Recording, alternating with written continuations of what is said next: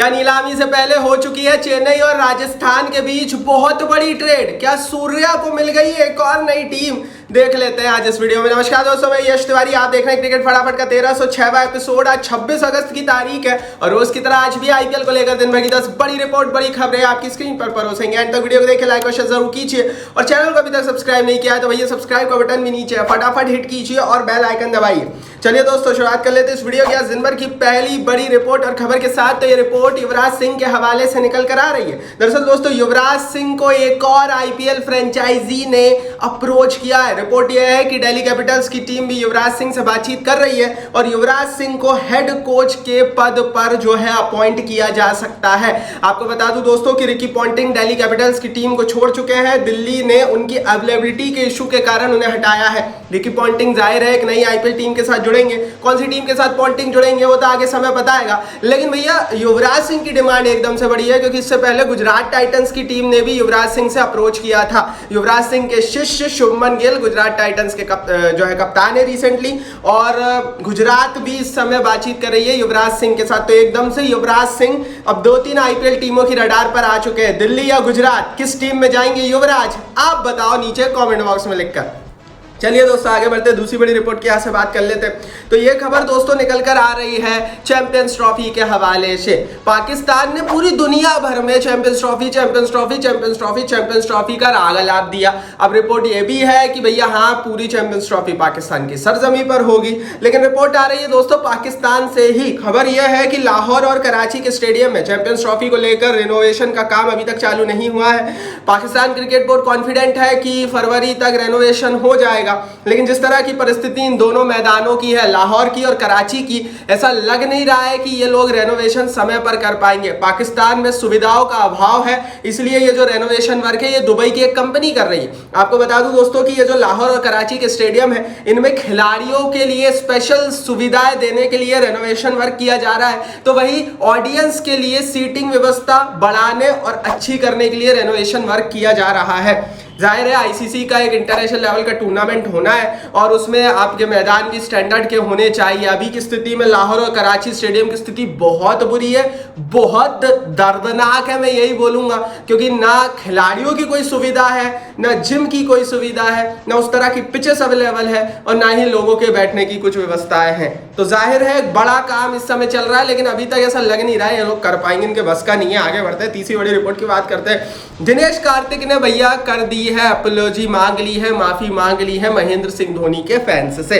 क्या हुआ था बताते हैं। दरअसल दोस्तों दिनेश कार्तिक ने रिसेंटली अपनी ऑल टाइम इंडिया 11 घोषित की थी। मतलब ऑल टाइम इंडिया के वो 11 खिलाड़ी उन्होंने बताए थे जो उनके हिसाब से वन ऑफ द बेस्ट है।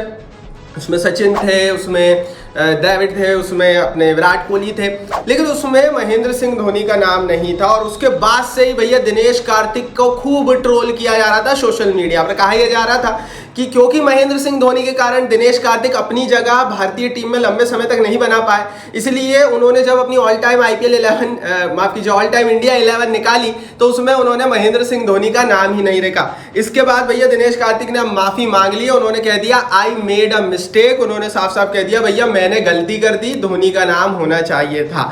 आगे बढ़ते भैया, चौथी बड़ी रिपोर्ट की यहाँ से बात करते हैं। तो भैया माइकल वॉन ने बांग्लादेश की पाकिस्तान के ऊपर हुई ऐतिहासिक टेस्ट जीत के बाद एक बहुत बड़ी बात कह दी। उन्होंने कहा Pakistan really are in a mess. Pakistan सचमुच इस समय मेस में है। मेस मतलब क्या होता है भैया? बहुत बुरी स्थिति में, दर्दनाक स्थिति में।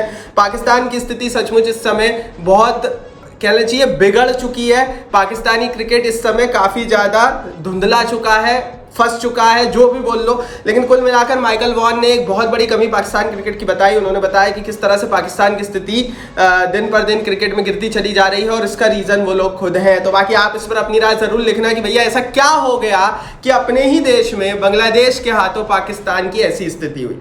आगे बढ़ते हैं दोस्तों, बात करते हैं अब दिन भर की पांचवी बड़ी रिपोर्ट की। तो दिल्ली और लखनऊ के बाद अब पंजाब किंग्स की टीम भी कतार में खड़ी हो चुकी है। जी हाँ दोस्तों, रोहित शर्मा नीलामी का हिस्सा होंगे और ये रिपोर्ट जैसे ही आई कई सारी टीमों के हवाले से रिपोर्ट आई। परसों के दिन मैंने बताया दिल्ली और लखनऊ ने 50 करोड़ रुपए का बजट निकाल कर रखा हुआ है। अब रिपोर्ट यह है दोस्तों कि संजय बांगर जो कि हेड है इस समय पंजाब किंग्स के, उन्होंने कहा कि अगर रोहित नीलामी में आते हैं तो डेफिनेटली काफी महंगे बिकेंगे और बोली लगेगी। तो जाहिर है पंजाब भी इंटरेस्टेड रहेगी। और मैं आपसे ये पहले ही बोल चुका हूँ कि जिस तरह की परिस्थिति में पंजाब किंग्स की टीम है, पंजाब भी डेफिनेटली काफी इंटरेस्टेड रहने वाली है। और जाहिर है दिल्ली और लखनऊ के बाद पंजाब तीसरी टीम रहेगी जो बोली लगाएगी। और दैट्स व्हाई मैं बोल रहा हूँ कि 50 करोड़ रुपए कहीं नहीं गए भैया रोहित शर्मा के लिए। आगे बढ़ते हैं दोस्तों, छठी बड़ी रिपोर्ट की बात करते हैं। ये खबर दोस्तों निकल कर आ रही है सूर्या यादव को लेकर। कल से ये खबरें आई और जब से ये खबरें आई केकेआर के फैंस खुश हो गए, मुंबई इंडियंस के फैंस एकदम से उनका दिमाग हिल गया। रिपोर्ट यह है दोस्तों कि सूर्य कुमार यादव को अप्रोच किया केकेआर ने।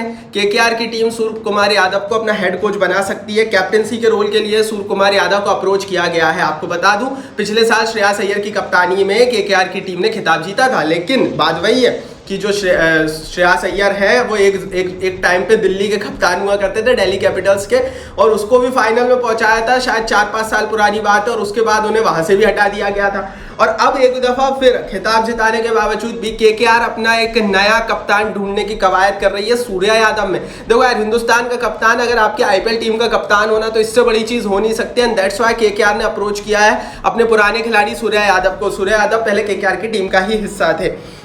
जाहिर है जिस तरह की स्थिति मुंबई इंडियंस में चल रही है, सूर्या यादव छोड़ भी सकते हैं, क्योंकि हमने मुंबई की परिस्थिति देखी है। मुंबई में हार्दिक की कप्तानी के अंडर में कोई खेलना नहीं चाहता है। तो ऐसी परिस्थिति में ले देकर जो कहानी बन रही है वो यही है कि भैया जो सूर्या यादव है अगर वो केकेआर में जाते हैं तो मुंबई को बहुत घाटा होगा। और इसकी भरपाई मुंबई कैसे करेगी वो आगे मैं इस वीडियो में बताऊंगा, क्योंकि उसकी तैयारी मुंबई वालों ने भी शुरू कर दी है। लेकिन एक बड़ा ट्रेड, एक बड़ा सेटबैक, एक बड़ा उलटफेर हमें देखने को मिल सकता है इंडियन प्रीमियर लीग में, और केकेआर की जर्सी में सूर्या हमें वापस देख सकते हैं। तो बड़े खिलाड़ी छोड़ रहे हैं, रोहित जा रहा है नीलामी में, सूर्या भी केकेआर देख रहे हैं। आगे बढ़ते हैं दोस्तों, बात करते हैं अब दिन भर की सातवीं बड़ी रिपोर्ट की। तो ये खबर दोस्तों एक बड़े ट्रेड के हवाले से निकल कर आ रहा है। कल से ही दोस्तों खबर काफी ज्यादा वायरल हो रही है कि संजू सैमसन ट्रेड हो सकते हैं। रिपोर्ट यह है कि चेन्नई सुपर किंग्स की टीम में संजू सैमसन जा सकते हैं। लेकिन इस ट्रेड को लेकर 2-3 चीजें और निकल कर आ रही है। पहली चीज ये है कि ट्रेडिंग विंडो खुली जरूर हुई है, लेकिन रिटेंशन से पहले, मेगा ऑक्शन से पहले ट्रेडिंग कैसे करनी है ये परिस्थिति अभी हमें 1 हफ्ते 10 दिन बाद पता लगेगी। क्योंकि क्या होता है ना, छोटी नीलामी से पहले ट्रेड करना आसान होता है, ज्यादातर प्लेयर्स आप रिटेन कर सकते हो। लेकिन बड़ी नीलामी से पहले तो आप 3-3, 4-4 प्लेयर्स ही रिटेन कर सकते हो। तो ऐसी परिस्थिति में ट्रेडिंग कैसे होगी ये थोड़ा सा ट्रिकी होता है। दूसरी बड़ी चीज दोस्तों यह है कि राजस्थान रॉयल्स ने भी रिपोर्टेडली दोस्तों डिमांड की है शिवम दुबे की। तो इधर से दोस्तों अगर सैमसन चेन्नई सुपर किंग्स से राजस्थान रॉयल्स में जाते हैं तो राजस्थान रॉयल्स से जो शिवम दुबे है वो चेन्नई सुपर किंग्स की टीम में माफ कीजिए, अगर संजू सैमसन चेन्नई सुपर किंग्स में जाते हैं तो शिवम दुबे को राजस्थान रॉयल्स में आना पड़ेगा। एक टाइम पे शिवम दुबे राजस्थान रॉयल्स की टीम का ही हिस्सा थे। तो ये एक बड़ा ट्रेड अलर्ट है। हालांकि कोई कंफर्मेशन अभी दोनों ही टीमों के हवाले से नहीं निकल कर आया है। बड़ी बात यही है दोस्तों कि अगर चेन्नई की टीम संजू सैमसन को लेती है तो फिर ऐसी परिस्थिति में ऋषभ पंत का क्या होगा, क्योंकि चेन्नई वाले तो ऋषभ पंत की तरफ भी देख रहे हैं। या फिर ये भी हो सकता है कि चेन्नई अपने सारे विकल्प खुले रखना चाहते हैं, अगर ऋषभ पंत नहीं आते हैं तो कम से कम सैमसन तो आ जाए। दरअसल चेन्नई सुपर किंग्स को महेंद्र सिंह धोनी के स्थान पर एक बड़े भारतीय विकेटकीपर बल्लेबाज की आवश्यकता है। पहली चॉइस तो चेन्नई सुपर किंग्स की ऋषभ पंत है, लेकिन अगर पंत नहीं आते हैं, क्योंकि पंत एक बिग टिकट प्लेयर है, तो फिर संजू सैमसन के पीछे भी ऊपर भी जो है चेन्नई वालों की निगाहें हैं। आगे बढ़ते हैं दोस्तों, यहाँ से बात करते हैं अब दिन भर की 8वीं बड़ी रिपोर्ट की। तो हार्दिक पांड्या भी ट्रबल में आ चुके हैं। जब से सूर्या की ये रिपोर्ट आई है कि वो केकेआर में जा सकते हैं, मुंबई इंडियंस का मैनेजमेंट हरकत में आ चुका है। रिपोर्ट यह है कि हार्दिक पांड्या की कप्तानी के ऊपर बहुत जल्दी डिसीजन होने वाला है। हार्दिक पांड्या की कप्तानी जा सकती है। पिछले साल मुंबई इंडियंस की टीम ने कप्तानी के क्लॉज को साइन करवा कर इनको लेकर आए थे, और उसके बाद क्या स्थिति हुई मुंबई इंडियंस की टीम की ये हम सब ने देखा। परिस्थिति ये है कि भैया अगर हार्दिक पांड्या यहाँ से मुंबई इंडियंस की टीम में कप्तान नहीं रहते हैं तो फिर डिसीजन उनके ऊपर ही छोड़ दिया जाएगा कि आपको रहना है तो रहो, नहीं तो नीलामी में जाओ। ऐसी परिस्थिति में सूर्या यादव को मुंबई इंडियंस की टीम कप्तानी का पद दे सकती है ताकि वो केकेआर की टीम में ना जाए। तो हर टीम में दोस्तों जो है उलटफेर मचा हुआ है, और हार्दिक पांड्या भी दोस्तों यहां से ट्रबल में आ चुके हैं। तो हार्दिक की कप्तानी जाना भी अब लगभग तय माना जा रहा है। आगे बढ़ते हैं 9वीं बड़ी रिपोर्ट की, यहां से बात करते हैं। तो शाकिब अल हसन भैया ट्रबल में आ चुके हैं। बांग्लादेश के अनरेस्ट के दौरान उनके ऊपर मर्डर का चार्ज किया गया है। रिपोर्ट यह है दोस्तों कि उनकी गिरफ्तारी का वारंट है। इस समय वो पाकिस्तान में, और पाकिस्तान और बांग्लादेश के बीच चल रही टेस्ट सीरीज में वो खेल रहे हैं। लेकिन उधर बांग्लादेश में, अपने ही देश में, बांग्लादेश क्राइसिस के बाद जो नई सरकार बनी है उस सरकार ने इनके ऊपर मर्डर का चार्ज लगाया है। कहा यह जाता है दोस्तों कि जो शेख हसीना भागी थी बांग्लादेश से, उनके काफी करीबी शाकिब अल हसन माने जाते थे। लेकिन अब क्योंकि शेख हसीना की सरकार चली गई है और शेख हसीना खुद भागकर हिंदुस्तान आ गई है, शाकिब अल हसन के लिए भी बांग्लादेश में जाना अनसेफ है, क्योंकि हो सकता है उन्हें तुरंत गिरफ्तार कर लिया जाए। हालांकि इस समय टेस्ट सीरीज चल रही है पाकिस्तान में और वहां पर वो बहुत अच्छा कर रहा है, ठीक कर रहा है, लेकिन भैया उनके लिए भी एक बड़ा चार्ज लगा है, गिरफ्तारी लगभग कंफर्म है। 10वीं बड़ी रिपोर्ट की बात करते हैं भैया, बांग्लादेश की सरकार ने बांग्लादेश क्रिकेट बोर्ड को एक नोटिस सर्व कर दिया है, जिसमें उनसे कहा गया है कि आप शाकिब अल हसन पर आजीवन का बैन लगाओ।